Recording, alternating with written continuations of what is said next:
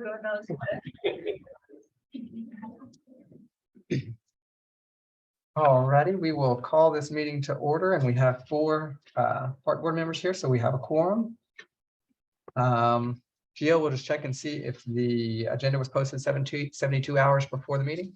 Yes, the agenda was posted on October 7th by 5 p.m. Perfect. We will check for citizen comments. Anyone? No citizen comments. I'm sorry. And so we will move to number 4, the approval of minutes for the previous meeting. So I will entertain a motion for the approval of the minutes. I move to approve the September 21st meeting minutes with an amendment reflecting my affirmative vote on action item number 6 for moving forward with an ordinance recommendation regarding changes to alcohol regulations in city parks. Second that. In a second, any discussion? The motion with the amendment? All right, all in favor? All right, perfect. That is unanimous. Then we will hop right into the discussion items. A is going to be the update from Big Bend Parks and Recreation for Kids. We'll hand that over to Katie. All right, so we have a couple of fundraisers coming up this month. October 22nd, which is a Saturday, we are having a movie fundraiser at the Civic Center from 3 to 5 p.m. And we're going to be showing Coco, which is a Disney movie, or could be Pixar, sorry, about Dia de los Muertos. And then on the 29th, we're partnering with Visit Alpine.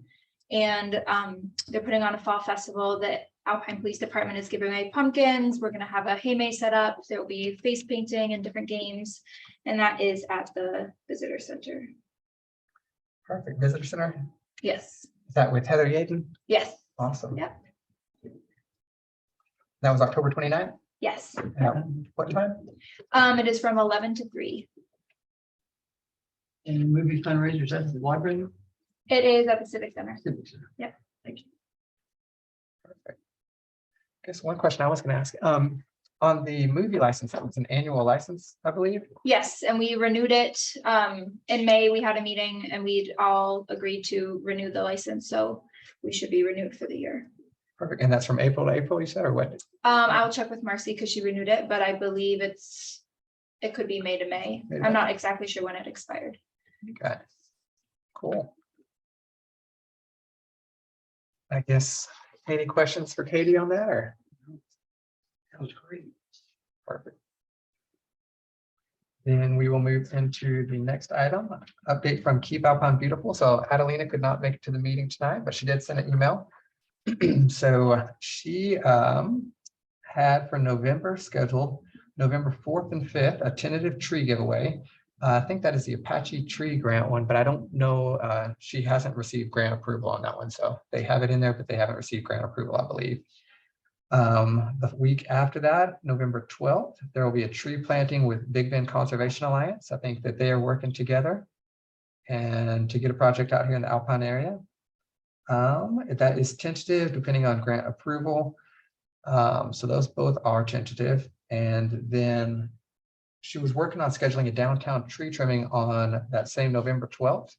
I had spoken with her about it a little bit about maybe trimming some of the trees there before Art Walk or something like that. I think we had done that last year and did some of them, but just kind of get the place spruced up. It couldn't hurt. So those trees can always use a little trimming, haircut. And then I was going to check and see y'all's opinion. I would really like to have, because it's the tree trimming month, November, December, January, maybe once a month we have see if Keep Alpine Beautiful will do a tree trimming in that area, because there's so many trees there, like we can't even keep up, and that would maybe help us catch up with some of it. Y'all have an opinion on that, or?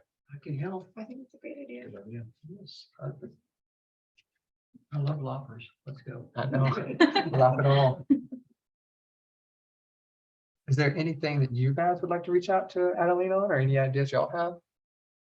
No, she's still covering illegal dumping, right? I believe I'll so. send her an email because it's not with this pump. So Gotcha. I was thinking, Did she mention? I thought there was another trash pickup this weekend. I think you're right. It is 15th at Coconut. At Coconut? I was gonna see if I actually have that. I do not have that printed out, but you're right. So she has a flyer on it. It's on the front door. Then. Is this weekend That's Saturday? nice. Yeah, I was like, fun. Sounds like fun. Well, it sounds like it needs to be done, so. Perfect. Any other items or questions on Keep Up on Beautiful? I guess maybe just a question on the tree planting. Robert, is that something they coordinate with you? Because I know you've mentioned they planted all this stuff in the past and then it's on you guys to water it, but do they at least coordinate that so you know where Yeah, that's they do. happening? Okay. And I believe that's Arbor Day is in November, is it not? Texas Arbor Day? I was wondering, because I think she always tries to align it sometime with Okay. close to Arbor Day in Texas. But I am unsure. I think that's kind of why that project is lines up to that time. All right. Then we will move to item C, the update from the Alpine Parks Department. Turn that one over to Robert. Giuliano. Well, just trying to keep up with everything. Hopefully, nothing will grow anymore. It's kind of hard with 4 guys. We did have a break in the rain. We did that. Did you go see that Medina? I'm not, no. I thought you were gonna go. We did it, but we had to scrape it because I mean, those goat heads were all over them. Oh, American Legion. Yeah. Yeah, that does. It looks really good. I was over there the other day and it did look really good. Yeah, Nice. that took 2 days Really, to scrape that. to scrape it and weed eat it and then 2 days with 4, 1 day with 4 guys and Friday it was just 3 guys because one of them left. That take his mom to a doctor. So Oh, we got it done.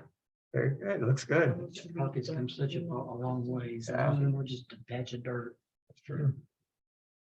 And I was going to say, I heard from the community, Kirsten Moody, and they said, and others from the school district, they got Coconut Park ready. And for the cross-country race, and said that looked really, really good. Did you get the email Uh, from Kristen? I did, yeah. She, and then even That people was at very work, nice. was very nice. And people from work, they wanted you to know too, that it looked really, really good because with the cross-country team there Mm, from the school district. it's a lot of kids, It was. over 600 kids, 600. Yeah, that was It was really busy. There was a lot of people. I've never seen that many people there. I mean, Maybe what we're doing is working to get people out to the parks. That'd be nice, wouldn't it? And there was another one too, because with Alpine Community Projects, they said that Baines Park looked really good too when you guys were down there. He got that email as well. That's awesome. So it's not going unnoticed, the work that you guys are putting in. Good. Any other update, Robert, or? no, so just trying to keep them busy and for the winter, we're gonna replace some of those poles. People keep running into those poles over there by the menu paint field where you park, where the cable runs through them and they keep taking them off. So I don't know. No common sense or. Maybe we need to replace the no alcohol signs there first. But that'd be for alcohol. Oh, my gosh. Did your new guys start this month? Didn't you have a new hire coming on in October? Oh, no, they took him away from me. They gave him to the water department. Oh, my gosh.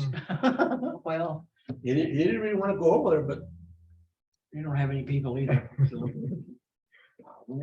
Then Gio, in the budget, we were looking at 6 individuals, right, for parks? Is that still? I don't like you, I'm honestly not sure. Okay. Gotcha.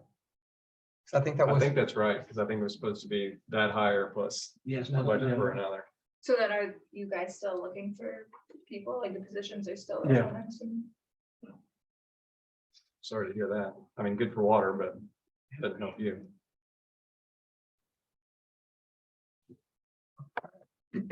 I guess, any questions for Robert from the board? Perfect.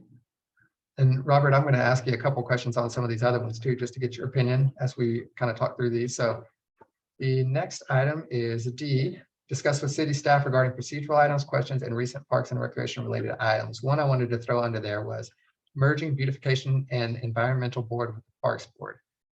So I guess you don't mind, Gio, I'd just like for you to kind of speak to what that is and where in the process we are with that. Sure, so city council has provided feedback that they would like to go ahead and merge the beautification and environmental with the Parks Board.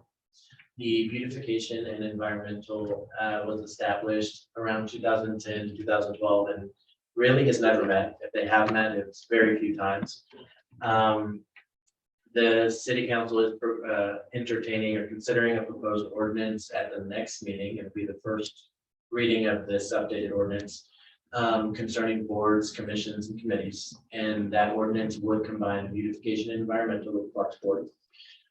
Essentially, if you take a look at our current ordinances, the Parks Board should remain the same for the most part. And then the beautification and environmental, those duties would basically be assumed by the Parks Board. So, Are there any other members of that board now? That board does have the same members that it initially had. Okay, They were never officially removed. But again, I don't think that they ever met, and if they did, it was very few times. thank you. And what, sorry, if I ask, what are their duties? No problem. I need to look it up. And I might be wrong when I say this, but I believe that board might have been created around the same time Keep Alpine Beautiful was created. Yes. Okay. Did we require a board like that in order to have Keep Alpine Beautiful? To my knowledge, no. I believe that we did go to Adelina and ask her, and she said no, that it's not required. Obviously, it would be a good thing to have. It's just that it hasn't met, it's hard to get people on board as it is. We just figured that combining the two would be most efficient.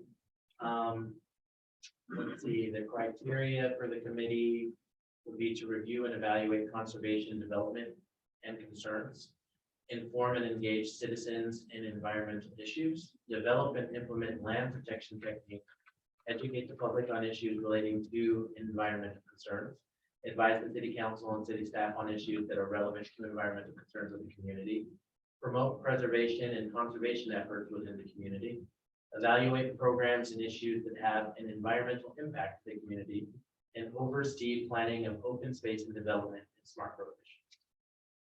Cool. So again, I'm not too sure exactly how much of that would translate, but it would become responsibility of the Parks Board. First reading of that will occur on Tuesday. If passed, the second reading will be November 1st. So if nobody's met since 2010, it's safe to say that there hasn't been any big developments coming out of that board Absolutely. since it Yeah. was founded 12 years ago. Okay. So if we do anything, it's a step forward. Yes. Would it expand the number of members on our board, or is it that stays the same? It would stay the same. Okay. Do you have any other questions? I guess one, are those members, have they been alerted to the dissolution of the board or? No, not really. The chair of the board, Tammy Liu, resigned officially maybe a year ago. Gotcha. So other than that, I haven't been in contact with them, but Adelina has, because they were thinking about reconvening the board maybe 2 years ago.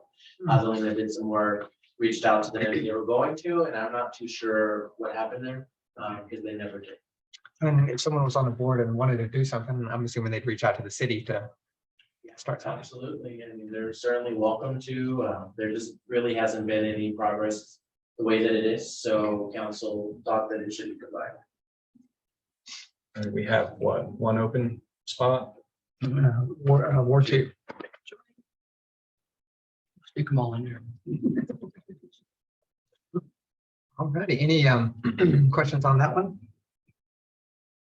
All right, then we will move to item E, discussion with city staff regarding workshops, discussion items, and citizen engagement. I have nothing from that.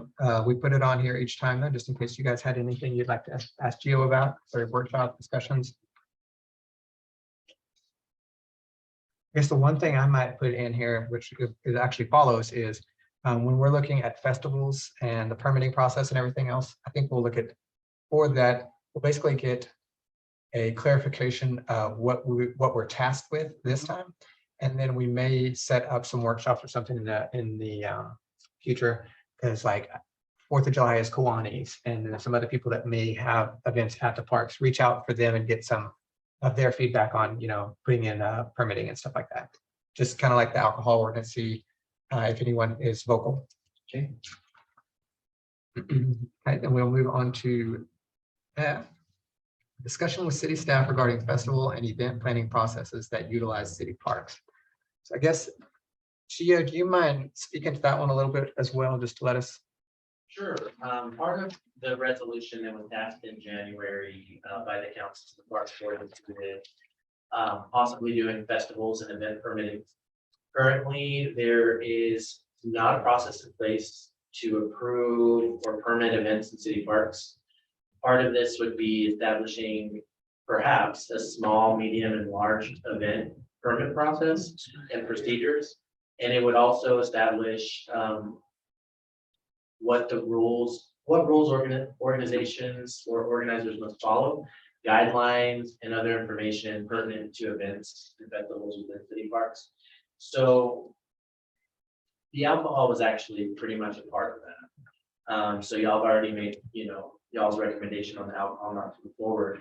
The next part would be to determine what can we do to make sure that we protect the assets in the park. What can we do to make sure that we are recouping some of the resources that we're spending? For example, the parks crew and the public works department in general, for these events, will sometimes spend time setting up the electrical panels. They'll have to do cleanups. They'll have to, go out there to make sure that everything is in proper order. And the city doesn't actually have a fee past the $25 pavilion rental fee in place. So oftentimes these, especially the large ones, these events, even the small ones with the pavilion rentals, they're using electricity, they're generating trash. So really, I think, it would just be good to have proper procedures in place and rules and guidelines, so that way it mitigates, the organizers know what rules to follow. City staff knows what guidelines should approve, should be in place to approve an event, things of that nature. Okay. Y'all have any questions on that? I guess one question I would have would be,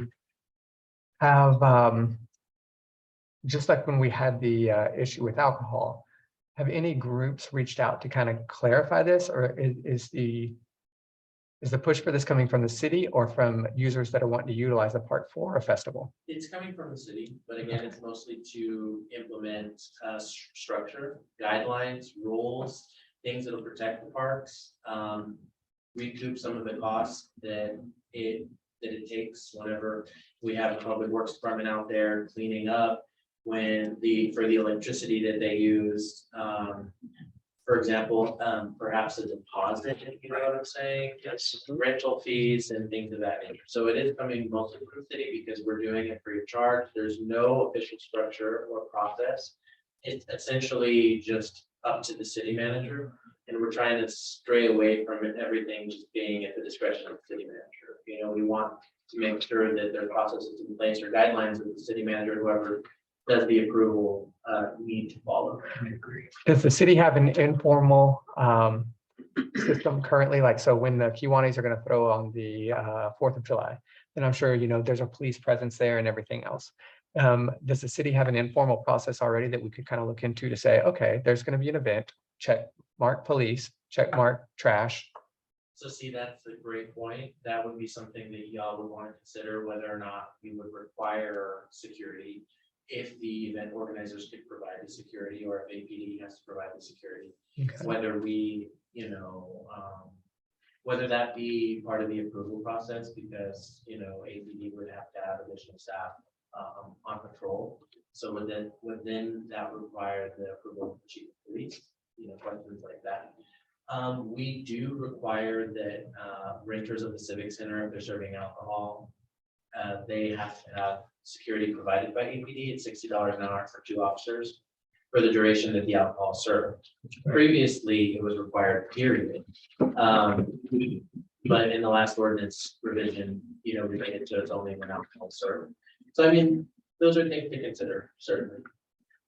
And then one thing, so we have kind of a context to run off of, is do people, if you were at Medina Park and you had a birthday party, people probably don't even go to the city and say they're going to do it, So the only formal rentals that actually get expressed to the city currently is rental at the pavilion and the Civic Center. And the pool. Yeah, so, but the pool, we do have a process for that as well, but that would also, that might be in the purview of parks. As far as making sure that the rates are okay. City can, in speaking to the rates, the city council are the ones who set those rates by resolution, and that's set by ordinance. But if the Parks Board did want to have a say in that, make a recommendation, let's say in April of every year or March. Well, we can revisit that if y'all recommend a change in that regard. But the pavilion is the only thing that we charge for in City Park to rent aside from the pool. So there's not actually a formal mechanism to rent any other park or any other, you know what I mean? So it's a just blank slate for us. Sorry. So it's a blank slate for us. Yeah, so should there be, should there be rental fees for other parks? Maybe not, but y'all can make that determination. When you make your own decision. I guess one of my questions too would be like, how would it be enforced? Like you were saying, like if someone's having a birthday party, who's gonna be there? Like, oh, you're in the park, like you didn't get a permit, shut down the party. I don't know. I'm just curious about how that would. So currently, like I said, as far as the pavilion, it's only $25, and essentially the Parks Department does put a sign up whenever there's a rental. So whenever we rent a pavilion, our administrative assistant makes the reservation on our calendar, which is public facing, by the way, so anybody can see it on our website. I don't know if they'll do that. And then they copy the Public Works administrative assistant, who then makes a sign, and the parks crew puts up a sign indicating that it's reserved for a specific date and time by the party that reserves it. So, you're right. There might not be, people might be out there from time to time. I honestly don't know. Robert might know better. But Yeah, sometimes they use the pavilion. When nobody's using it, they go in and Yeah. have a party set up. But and is $25 enough? They're just. That's raising my tax. question. How often do they use more than $25 of electricity at the pavilion for a park? Oh, I would say all the time. Every That's what time. That's what I would say too. Between the trash, the people who are, all of your employees who are taking care of the place. Right, so, and maybe a deposit will make them stop that, But It's gotta I be a don't want to balance. be, I don't want to be like, It's gotta be a balance too. We want to encourage. People. to come to the Citizens of- parks. right, you don't want to be heavy handed. Exactly, and you're not trying to recover every single dollar that's involved in it, but there's a balance Right. with all of that, and I think a deposit is totally a fair thing, because that's what you want to avoid, is somebody coming in and causing more work or Exactly. costs And or if your whatever. recommendation would be to make no changes, I think that would be the recommendation. So it's completely up to y'all on what you think would be best or more beneficial. I guess, Robert, a question for you would be, since y'all take a lot of this work on, what causes the most work for your department? Like, is it a larger event like the multicultural event or something like that, compared to someone having a birthday party with 20 people at the pavilion? How much work is involved for your group for, say, a party of 20 people at the pavilion? And how much work's involved for your group for a 2-day festival? well, the festival really, Ronnie Dawson usually brings his people in and they help clean, and the people who are putting on the festival, they help clean. So really, and Eddie's group they do all the electrical work and power boxes and stuff. So really, it's not too bad. It's not, we're not, But you see, there again, there's another thing, yet another thing that a city staff member has to do is put up lighting, connect up the electrical and things like that. And as far as the $25 one, like I said, it's up to you all whether or not you determine that it's acceptable, or should it be raised, or should it stay the same. But the larger events definitely take a lot more resources. Oh, We yeah. don't have any kind of fee structure. We don't charge them anything except the $25 pavilion rental. There's no set guidelines, no set rules, no way to recoup costs if something does break. And we're trying to make sure that, we're covered as far as the resources, especially. I would think too, when we look at even baseball fields, there was a liability insurance on all that kind of stuff. Do we have any kind of liability insurance? I'm sure we do. I believe we have it through TML, but I can't answer that for sure. But that could be something that you could require of the organizer as well. I guess board, what I would be interested in is if we can take a look at some other small cities and kind of just Just gonna say that. see what we're in for, you know? And see how they handle it, and then maybe conglomerate or something out of that. Get the best Another practices. thing to consider is that, some of these events are city sponsored through hot funds. And, the ones that are sponsored through hot funds, I believe that we'd have a way to award them hot funds for the rental fee. So if it ends up promoting tourism and being a super beneficial event, I mean, there is a way to kind of cover that cost for some of those events, such as 4th of July, they receive hot funds. And multicultural, they receive hot funds as well. So Chris could probably get us a list of those things that are doing that. Yeah, I'm just saying that there could be a mechanism in place to where it really, for some of these events, they wouldn't end up having to pay out of pocket. They could Right. get awarded hot funds, so the Right. hot funds can cover that potentially. Gio, is there a parallel effort for events that are not in the park? The ones that they have in the street here, art walk, or any of the other ones they have.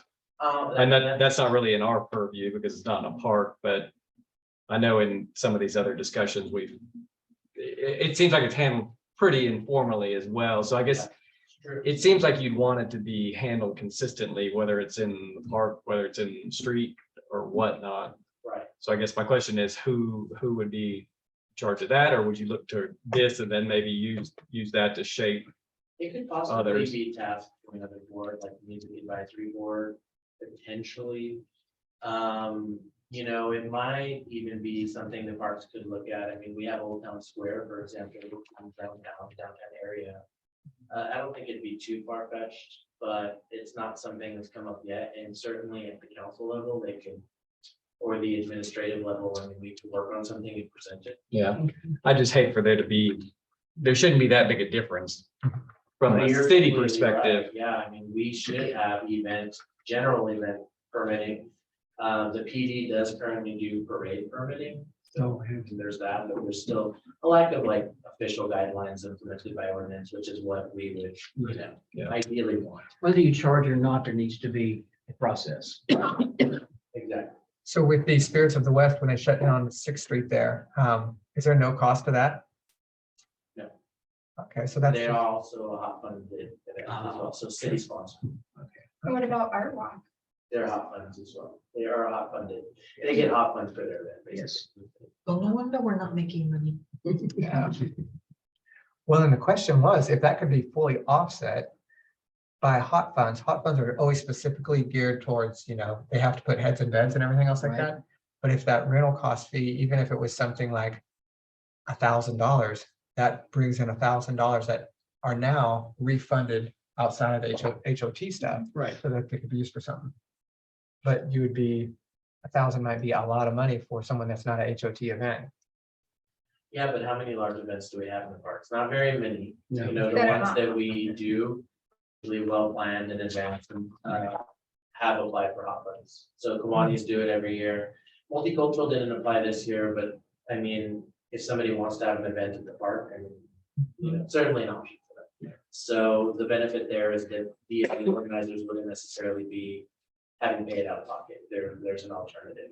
If it's city sponsored or hot funds paid for it. Or I was even thinking for, and I guess one thing we could look at would be based when we talk small, medium, large, of how many heads are going to be out there. Kind of like the whole thing with alcohol when we were talking about, there's a lot of difference between 10 people with alcohol at the park and 1,000 people out there with alcohol at the park. So I guess we could go off and kind of compare to other cities and see what we're in for, and then maybe create a tier of what we're thinking of for events. And I think it'd be good to reach out to Gio and maybe get a list of the events that actually occur at the park, like the 4th of July Festival, the whatever ones actually occur at parks, and kind of go from there. Another thing is we do allow event organizers, especially if they're city sponsored events, then they can use the pedestals or the electrical panels. And again, it does take time and resources to get them out there, but we have no mechanism to charge the person if they break it. You know what I mean? It's just things like that to consider in there as well. Yeah. I could run into some money. Gio, who's the hot fund expert? Because Rouge is? Want to make it. Because I'm just curious, we'd want to be sure that there's not some exclusion, because that's a state You're right. program that it's not We seen do as, currently do it for the Civic Center, so in their award, we're able to award them the rental fee for Okay. the Civic Center. okay, If they're, but of course, this is all contingent on their event putting heads in beds. Right. So the HOP committee would still approve it and make that award decision. But yeah, you can definitely follow up with Chris Ruggia about it as well. Okay. He'd be happy to answer that. I think maybe invite him to the next meeting and Yeah. ask some questions.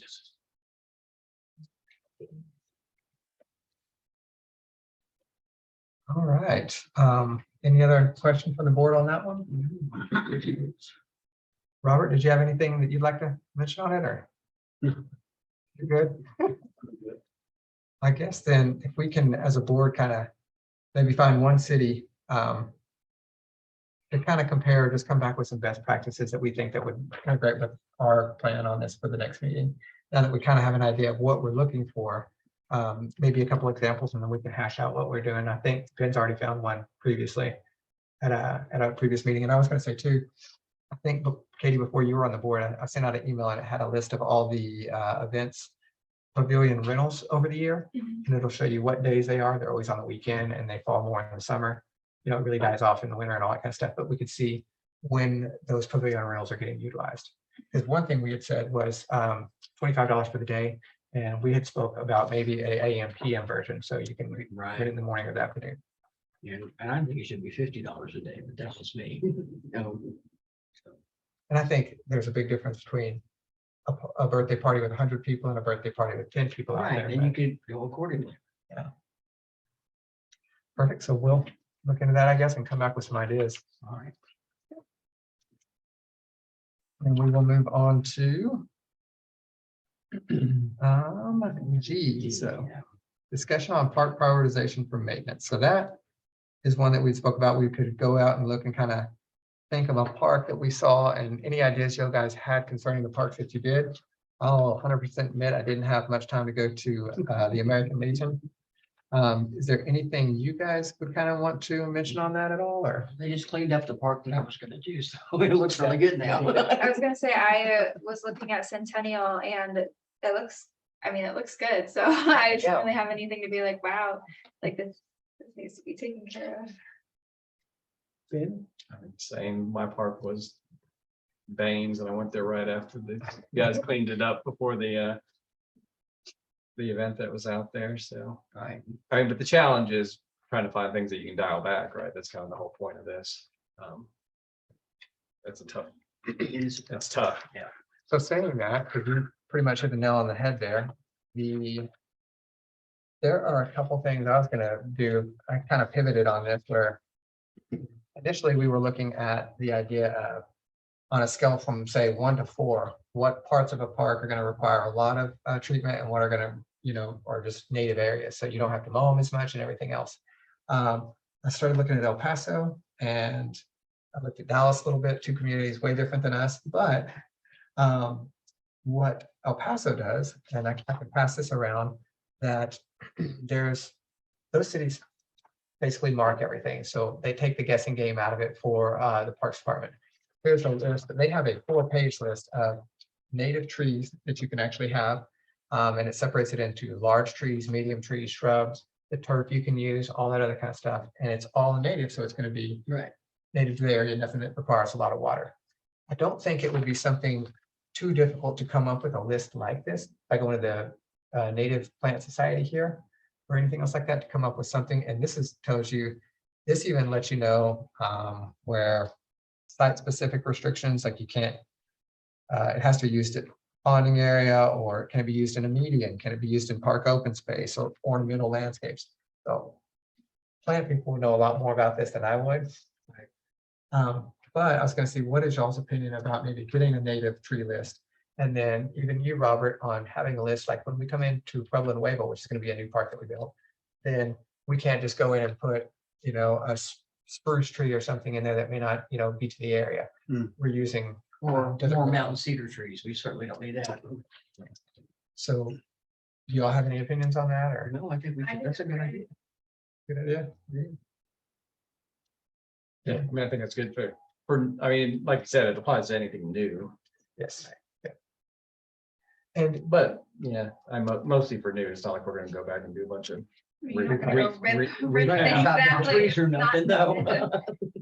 But I think sustainably, like, it's going to obviously save water, save labor, Right. and should just be something in place to move forward. And I checked out some of the trees on the list, and I thought some of them were water suckers, but turns out they're not. Like the Osage orange, you know, I mean, that's a horse apple tree, just you like, don't know, but I mean, it turns out that they're very good in they're very drought tolerant, so it's a good tree to have around. And the wood is excellent for making bows, by the way. So, Just in case. huh? just in case. And then I was thinking, coming from, when we look at El Paso, our climate's nothing like Dallas, but El Paso would probably be the closest people we could actually look into. That they did a lot of the work. So we have a product we can hand over to maybe some native plant people and say, Yes, clean it up for us and if possible, help us out on this. I think so. That's a grand idea. Okay. And then Robert, you don't have to think about trees to plant. You just look at the list and say, this is the tree. I agree. The next thing on that is, and Robert, did you have anything on that? Did you like any problem you could kind of see with that or no? On what? For a list of basically trees, native trees. Oh, no, I need to talk to, I can't remember his name. He helped us with the trees over there. Will Jewett? Huh? Maybe Will Jewett? Yeah, Will. There you go. And I need to talk to him, see what's good for hair. 'Cause like I said, you don't want to plant anything that's not gonna. Not from Dallas, no. I don't know if you're gonna want to tree it, frog. Yeah.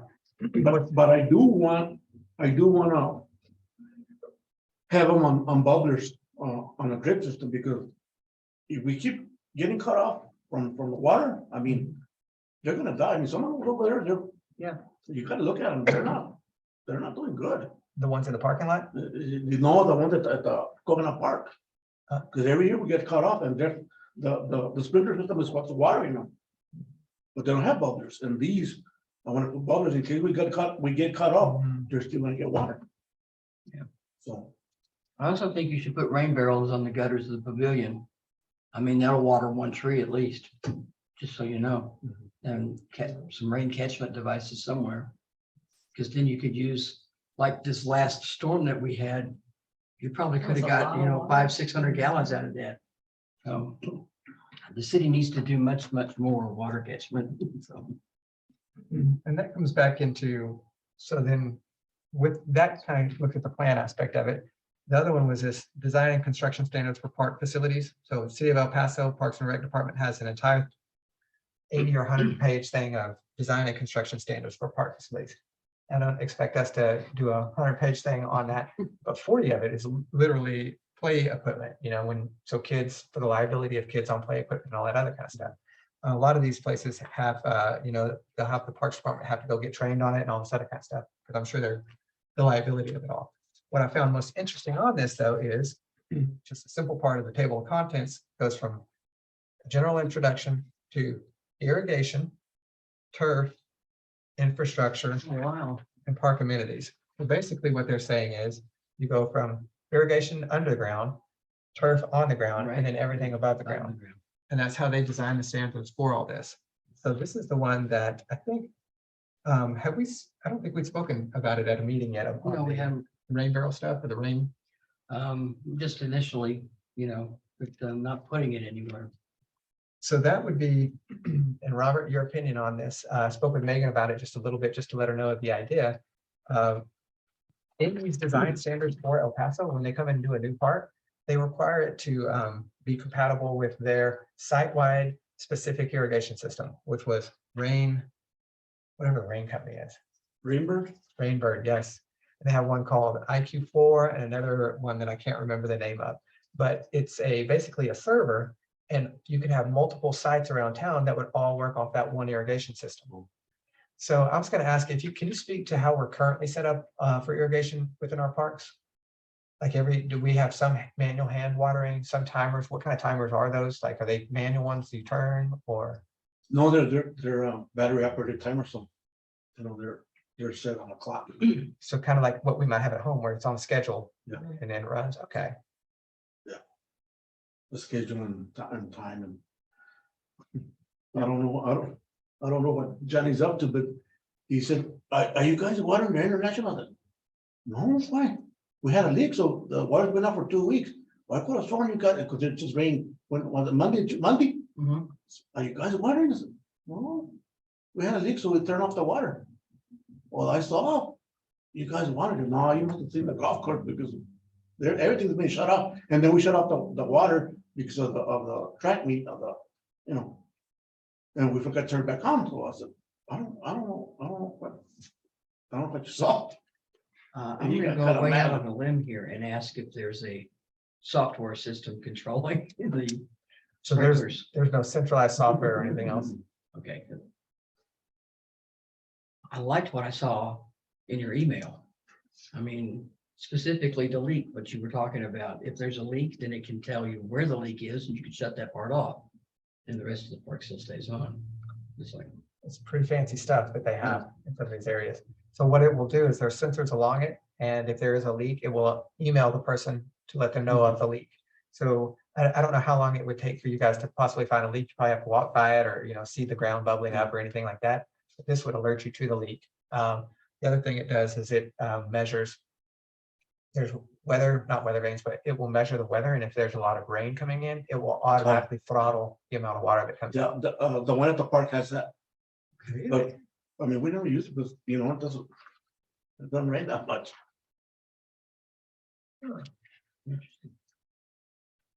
So in your mind, Robert, is irrigation, does that cause y'all a lot of work or no? No, So pretty good.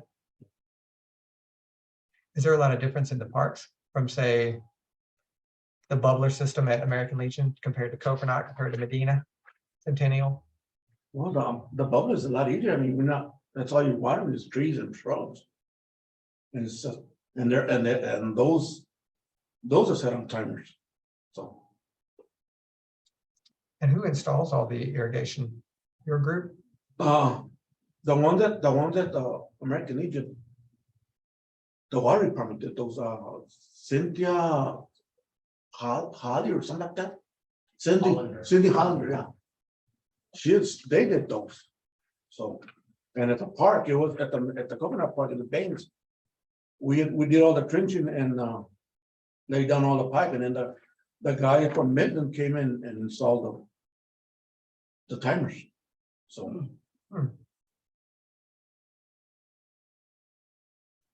So I guess, is there any questions y'all had on? I'm just curious if that level of detail was in the Pueblo Nuevo That's what I was design wondering. or I wonder if there is Whatever they irrigation said. under there, whatever they submitted forward to even get the grant. I mean, it's probably a question to Marcy. So Marcy did have this, and we'll discuss this one in a second, but she'll go over a couple of things, just where we're at on that, but I'm in 100% agreement with you on that. Where this up here, and even going back to the Dallas, if you have these design specs done, then on a park like Pueblo Nuevo, I would highly recommend, if it was in the things of getting a landscape designer I or something agree. like that to do something over it. And being on the Parks Board at that time, actually, I may be the only one that was on the Parks Board at that time. I think when that got passed, we have a drawing, and I'll add that into the thing next time, so it's in our packet. A rough idea of, here's a pavilion, Right. and here's some equipment for aged people, and then some other stuff, some walk paths. So we have a general design, but it's not to the spec design like what you're talking about, where here's the trees, here's all the growth. And right now it just has that ring of trees around it, right? Correct. Or are they? Because they were going to have a thing in the center. I and think like it's just, I think there is a thing in the center. It's just on the sides. It's a lot of trees. Yeah. Chris, any other items on that one, or? Good idea though. Yes. I think that would be a perfect part to start a design on for Robert and his team too. Because the one thing I was going to show from the Dallas design here is even in, and this would be a question for you, Robert, like have y'all ever laid cement trails around in the city? Have y'all done cement trails like at Medina or we've never done any of that? Okay. And as a city, have we ever done anything like that, Gio? Like a trail path, a cement path? Not to my knowledge. Okay. We were at one point planning the Alpine Creek Trail project, but that also fell through the wayside. Okay. Because in Dallas here, you can even see, this is just a page, a simple page here, but one page that tells you everything they require from it. 3 inches, I mean, like 5 inches, I think, for the of asphalt on rebar on the bottom. So these people have probably done all the research of what's not going to crack, what's going to crack, you know, how far your light structure are every 200 feet, you know, for light structures on a path and everything else. So all that research, I'm just seeing if we can glean any of that I think so too. when we have And our then own we can project. modify it. Good idea. I'll go back and read it again. Okay, and really thinking of that about Pueblo Nuevo, from the Pueblo I think- Nuevo perspective. Did you mention Medina? Because we did do the concrete Oh, work over there. sidewalk around Medina. There is a sidewalk around there, yes. And the city did that part? Okay, And then for Coconut, it's not concrete, it's asphalt, that's right. And now we gravel have the citizens. asphalt. But concrete was too expensive Yeah. to do Coconut. So it was- Was that a grant that did that trail system, or how was that paid for? To be honest, I can't remember, it was when I first started. May have fallen under one of the Texas Parks Trail. At the same time the pool was being done. But I can't remember. I forgot.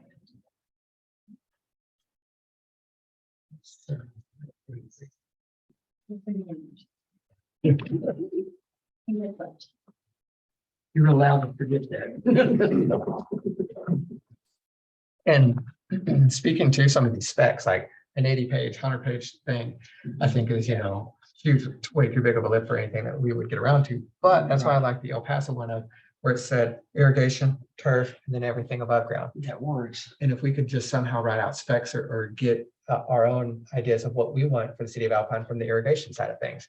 Then currently we're doing Pueblo Nuevo and maybe just getting that implemented on that one. But then, you know, 5 years from now, if there's something for American Legion, we Right. have a part design. Yeah, I like that. I mean, I think it's a blueprint and I think you scale it, like you said.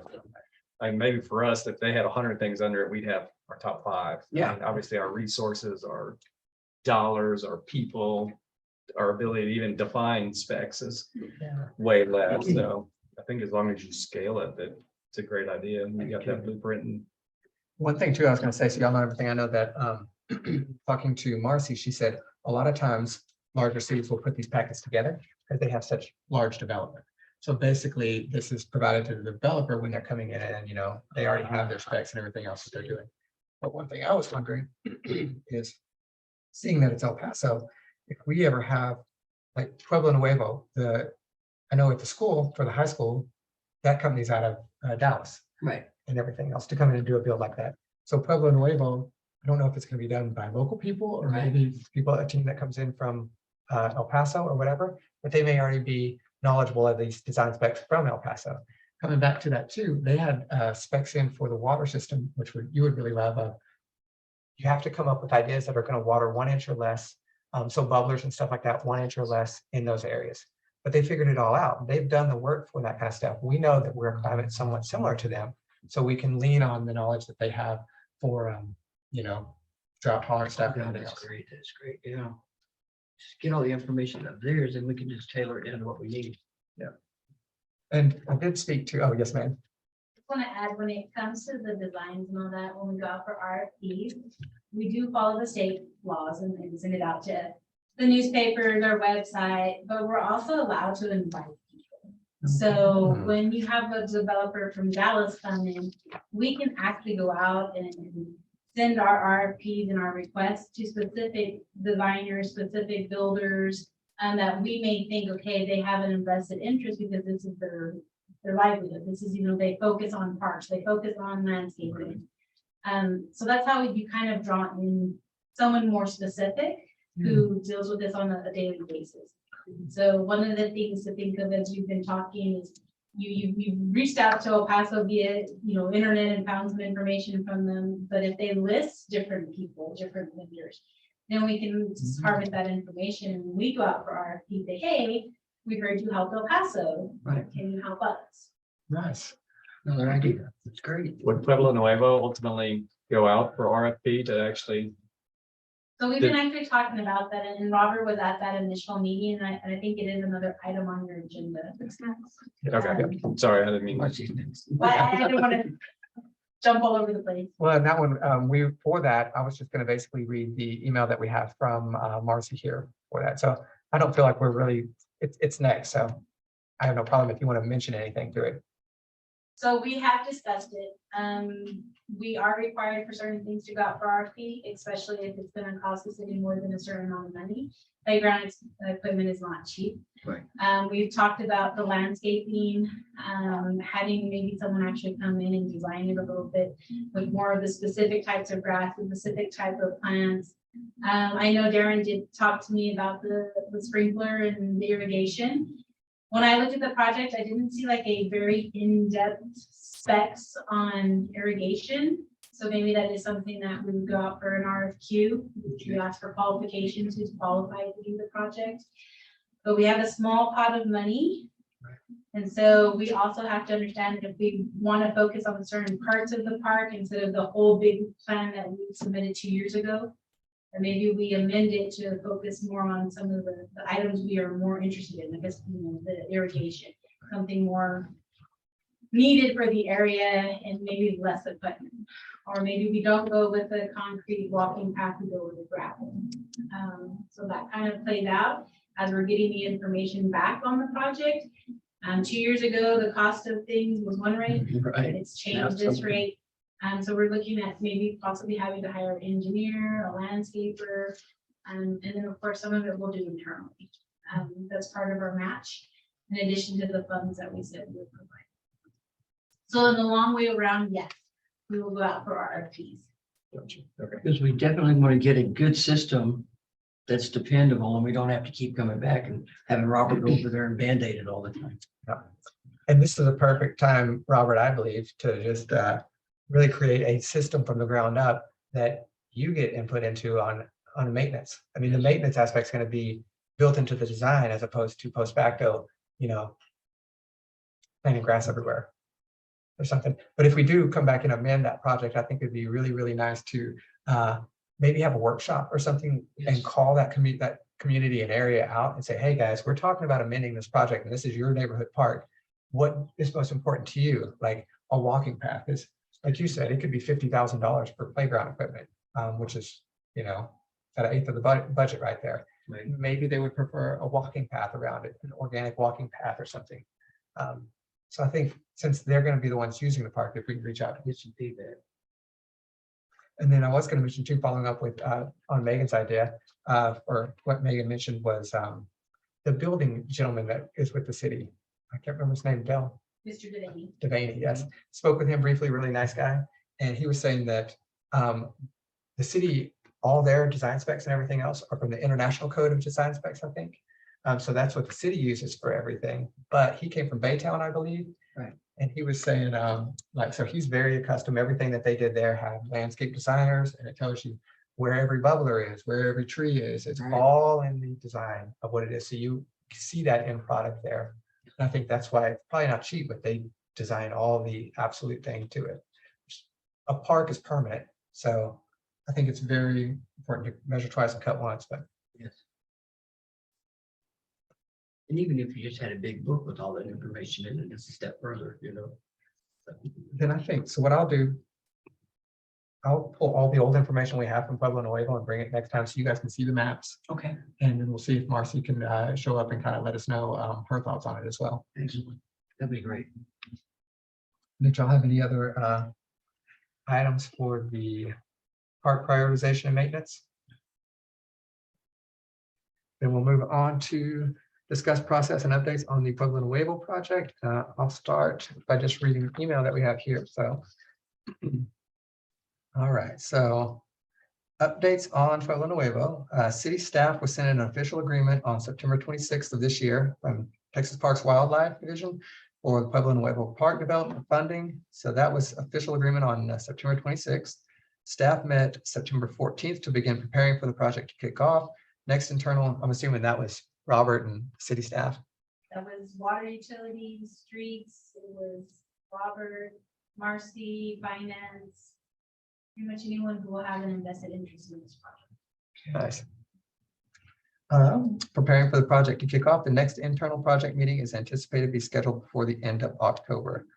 So I guess that would be great then for our November meeting to maybe just get a follow-up on y'all's minutes or anything from that, or your opinions of it, or what comes out of it.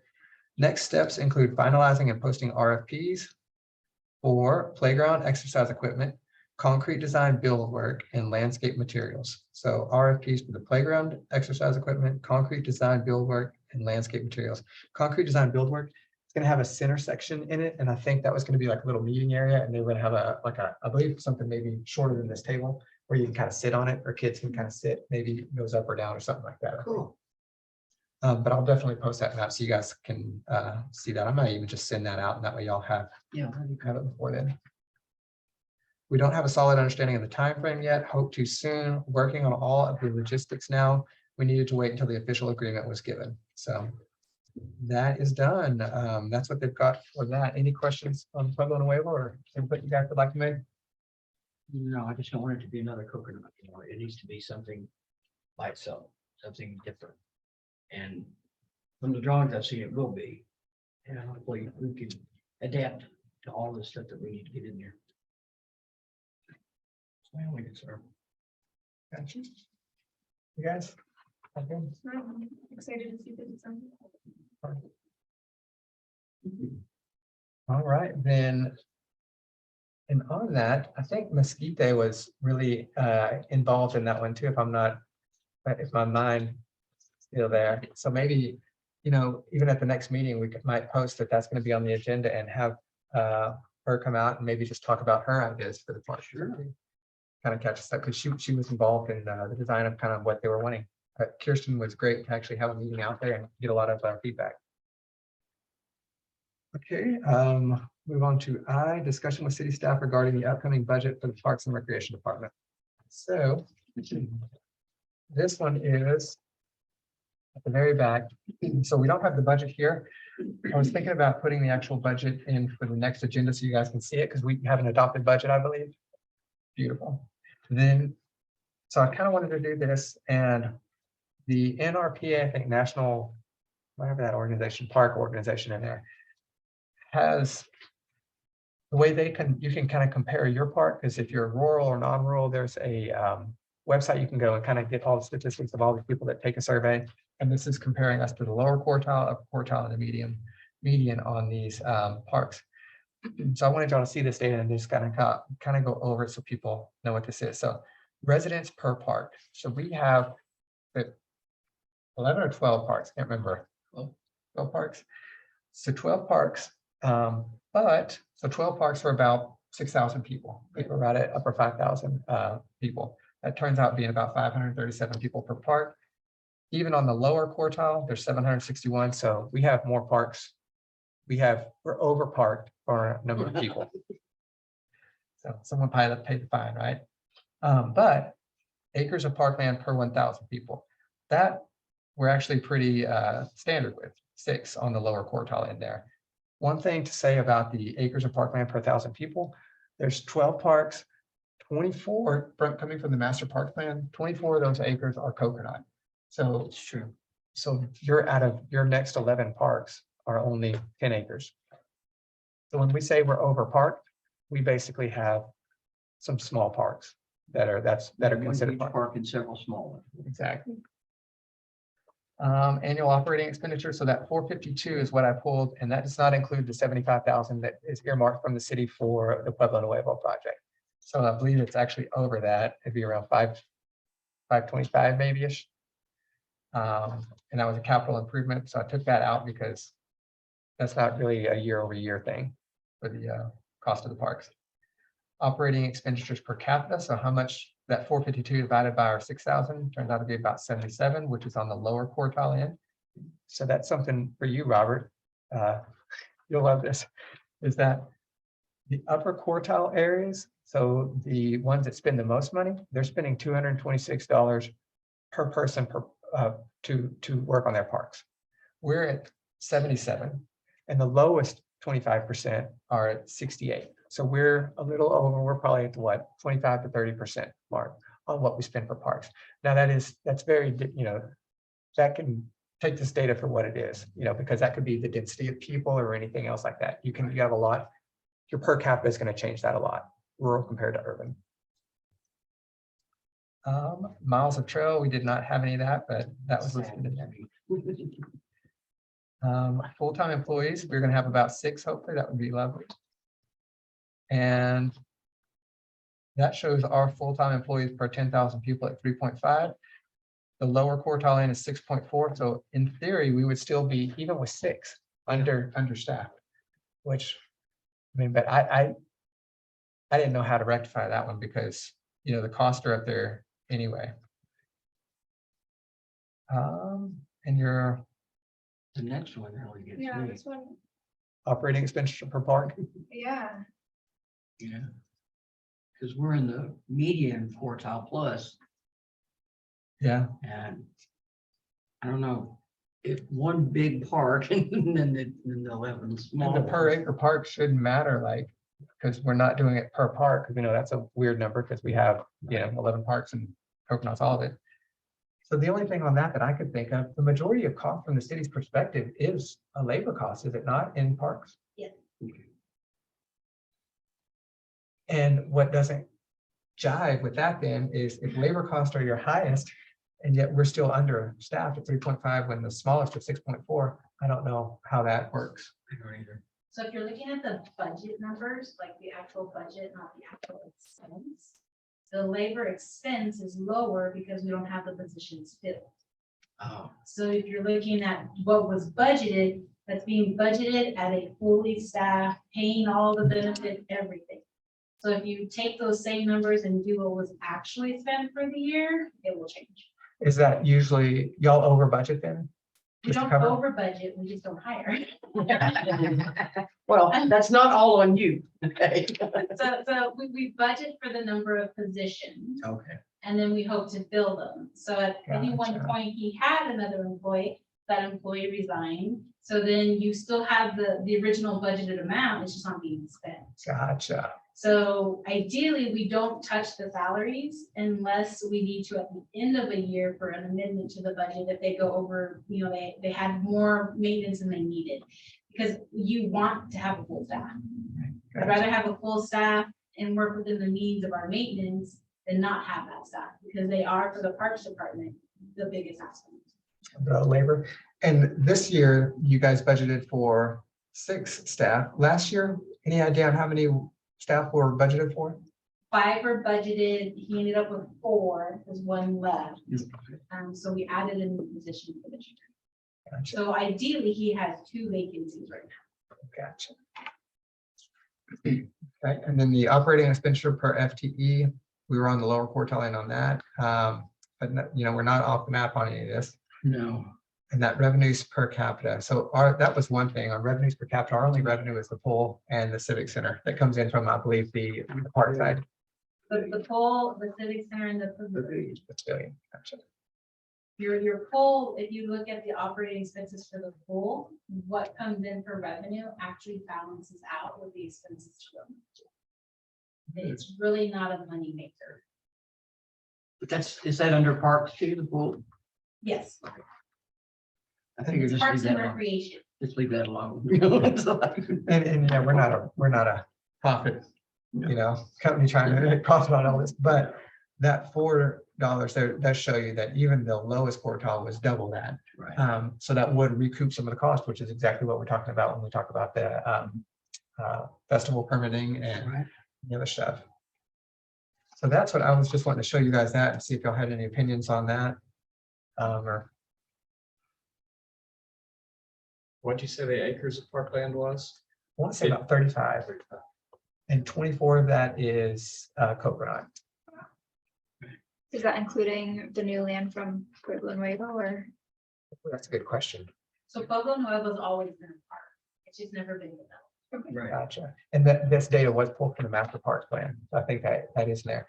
Question on the 24 acres. I wonder if the 24 acres includes the golf course.